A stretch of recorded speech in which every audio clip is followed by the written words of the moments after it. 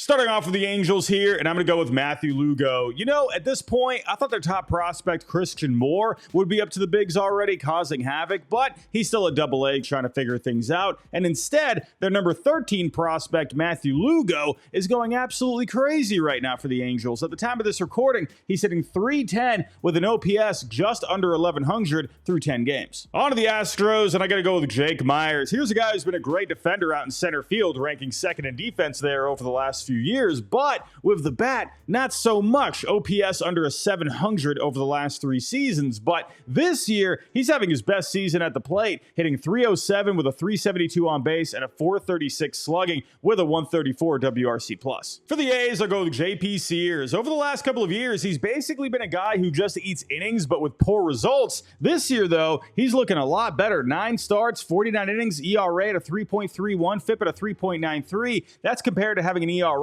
in the 4s and a FIP in the 5s over the last couple of years. For the Blue Jays, I got to go with Chris Bassett. He's always been a solid guy in the rotation, but over the last couple of years, he has had a little bit of regression. This year, though, he's cut his walk rate in half and has an ERA of 2.83, his lowest since 2020, even at 36 years old. On to the Braves, and how about Drake Baldwin so far this year? Now, coming into the season, I knew there was a bit of a chance that he could end up earning a good amount of playing time, especially with all the struggles Sean Murphy had last year on the field and staying healthy, but I didn't see Baldwin putting up numbers like these, hitting .357, a .983 OPS, but it's not just the surface numbers, it's the advanced metrics too. You got Reds all over the place. Here's an underrated name. How about Chad Patrick on the Brewers? He got drafted in the 4th round back in 2021, but he wasn't really doing all that much in the minor leagues, had an ERA over 4 minor league seasons, but ended up getting traded to the Brewers last year for Abraham Toro, and now he's proving to be a big piece in a pretty thin Brewers rotation. 10 games, 9 starts,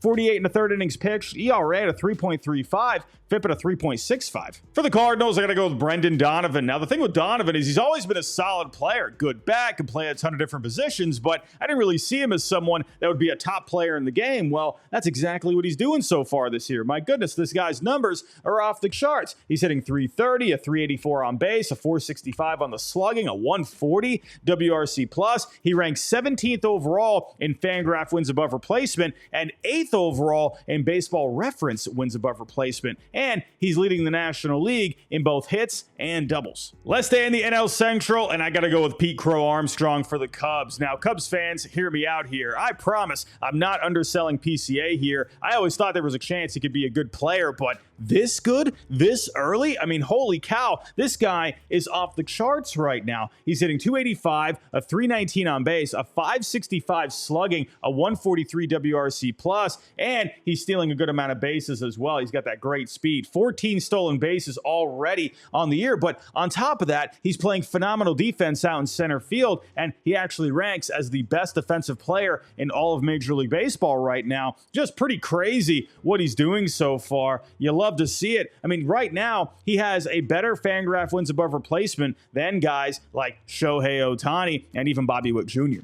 On to Geraldo Perdomo for the Diamondbacks, and man, this guy's bat has come out of nowhere this year. Now, he's always been pretty disciplined at the plate, has been a pretty solid defender at shortstop as well, but we just haven't really seen much of an impact with the bat up to this point. But this year, he's off to a great start, hitting .307, a .405 on base, a .494 on the slugging. I think that's what we're all waiting for, was for that power to start coming through a little bit. So that's a very good slugging, has 6 homers as well, and a .147 WRC+, a 2.8 F4. That ranks near the top of Major League Baseball right now. On to the Dodgers, and I got to go with Hyun-Sung Kim. I really like the signing of Kim this past offseason, but he ended up starting the year in the minor leagues, but after a little while, the Dodgers called him back up, and he's been going off. He's hitting .378 with a .410 on base, a .486 on the slugging, a .154 WRC+ through 16 games. He's basically forced his way into the lineup almost every day at this point, which is a pretty big turnaround after starting the year in the minors. For the Giants, I got Camille Duvall. Now, here's a guy that ran into a lot of issues last year, but to me personally, because of some of the advanced metrics that he showed, I did think he would bounce back, but I didn't think he would bounce back this much. Holy cow, these numbers are looking great. He had an ERA at 4.88 last year, but now he ranks 14th in ERA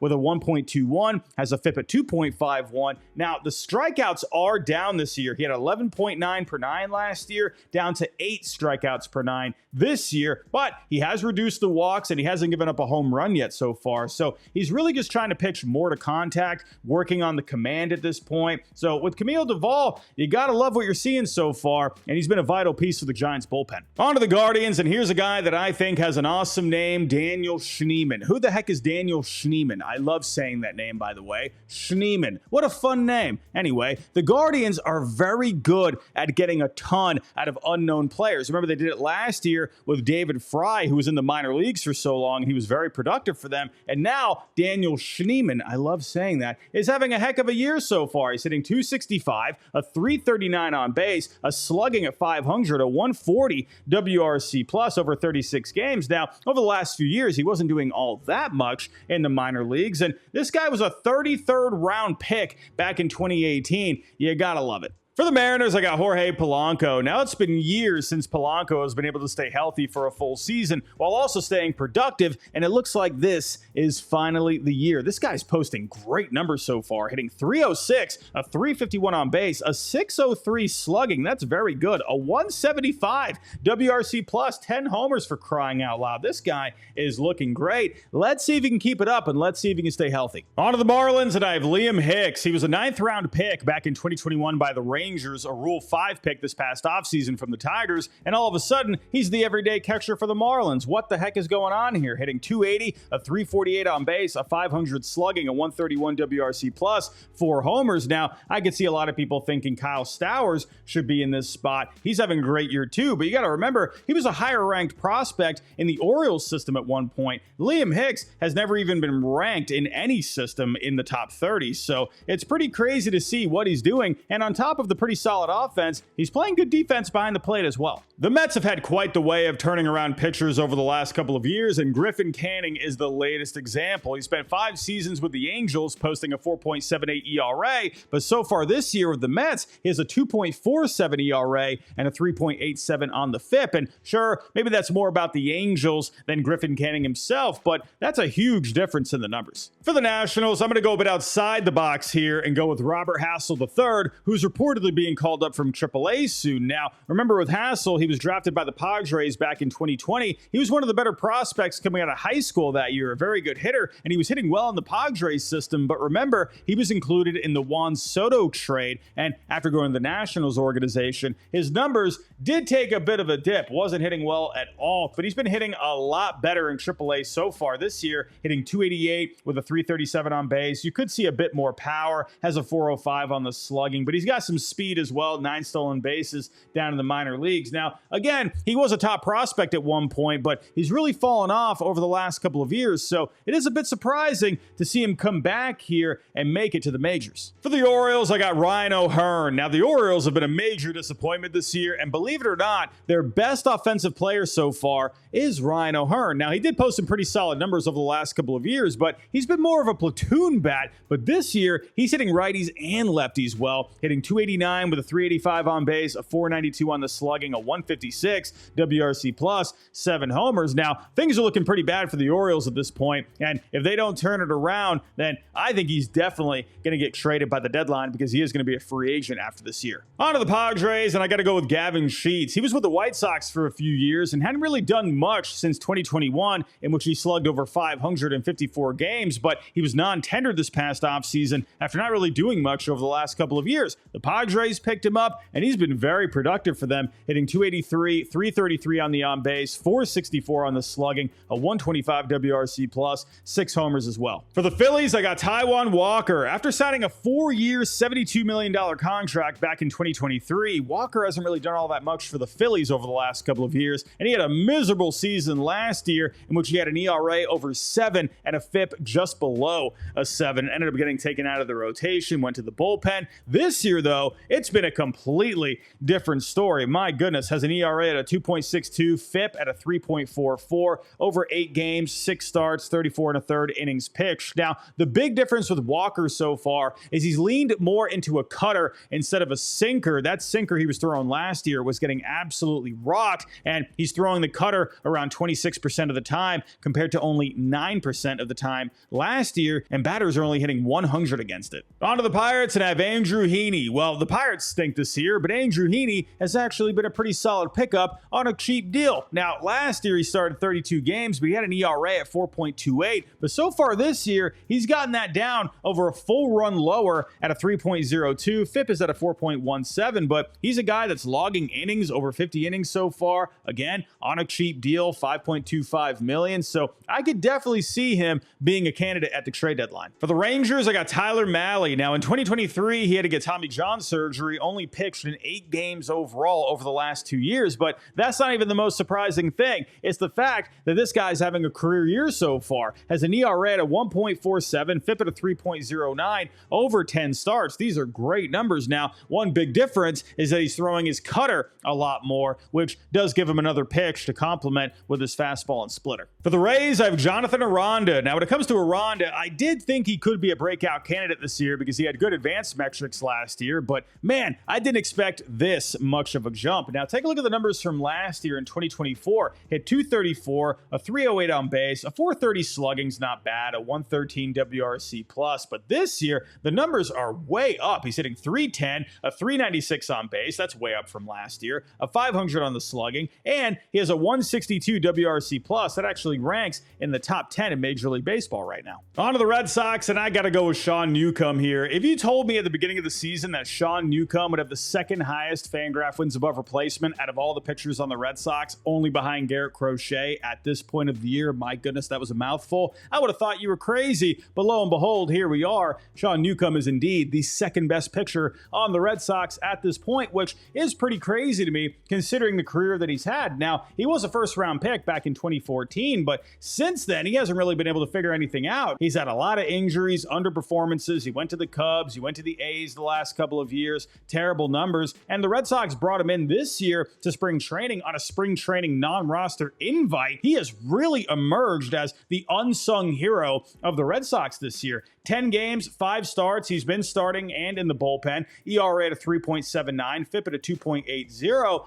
This guy has really stepped up for the Red Sox this year, and he's saved the bullpen on multiple occasions. And one big difference for Newcomb's turnaround is he's getting a lot more life on the fastball. He had 6.7 inches of horizontal break last year. That's up to 9.4 inches this year. And I think the big reason for that is the difference in the arm angle when it comes to the release point. He was at 39 degrees last year, and that's down to 32 degrees this year. For the Reds, I got Austin Hayes. Now, he has missed a bit of time this year with some injuries, but so far through 24 games, he's posting some of the best numbers of his career, hitting 319, 364 on base, a 582 on the slugging, a 151 WRC plus, 6 home runs. And these are pretty surprising numbers considering the fact that he's been kind of around a league average hitter over the last several years. Well, the Rockies stink, but Hunter Goodman has been a nice surprise for them. Now, over the last couple of years, he's only hit a combined 192 with under a 700 OPS. But so far this year, he's killing those numbers. He's hitting 285,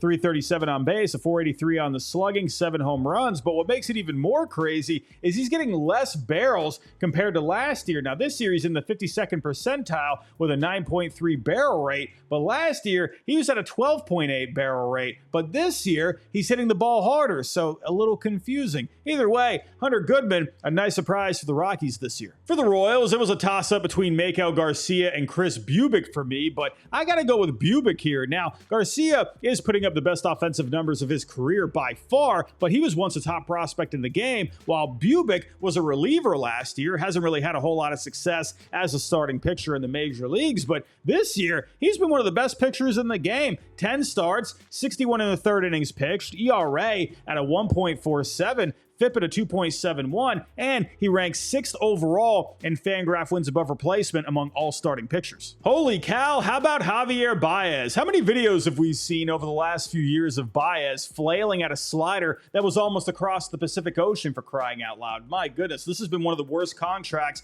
in baseball, a 6-year, $140 million deal that runs through 2027. In fact, let's take a look at the numbers here. From 2022 to last year, he had only hit 221 with a 262 on base, a 347 on the slugging, a 70 WRC plus. Now, pretty solid defense, but my goodness, this bat has been terrible. But this year, it looks like we're finally going to be getting a good Javier Baez season, hitting 283, 317 on base. That's right around league average, a 471 on the slugging, a 125 WRC plus. He had a walk-off home run against my Red Sox, for crying out loud. You love to see Javier Baez playing well because he was one of the more fun players in the game not too long ago. So great to see that he's having success, but pretty crazy after how bad he's been over the last few years. The Twins have been red hot as of late, and one big key for that has been Cody Clemens, the son of Roger Clemens. Now, really in his career up to this point, he's been more of a bench player, but the Twins decided to trade for him from the Phillies this year, and he's really established himself in the everyday lineup. This guy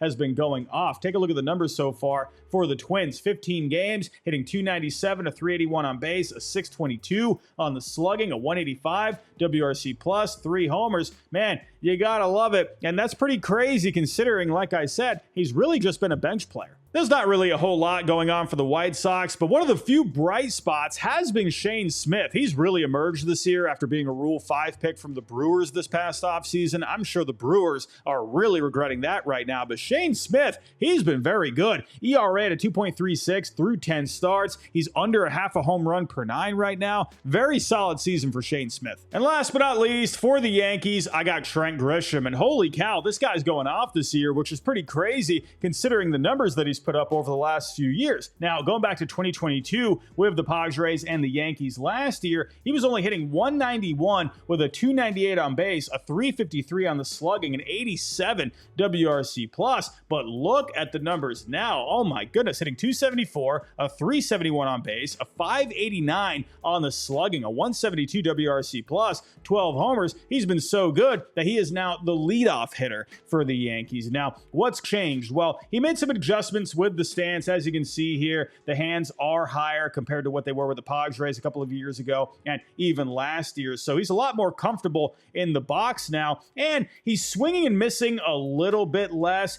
When you take a look at the whiff percentage, it was at 23% last year, and that's down to right around 18.5% this year. He's a guy that hasn't really chased much in his career, but that's actually improved even more so this year, and he's squaring up with pitches a lot more. So Trent Grisham, man, you gotta love it. You know, this is a guy who's been very good defensively, and now that the offense is coming around, he's showing that he can be one of the better all-around players in the game. But everybody, that's all I got for right now. Let me know what you think down below in the comments. Give me some other shocking players as well. On the way out, hit the like button for me, subscribe if you're new, and I'll talk to you next time.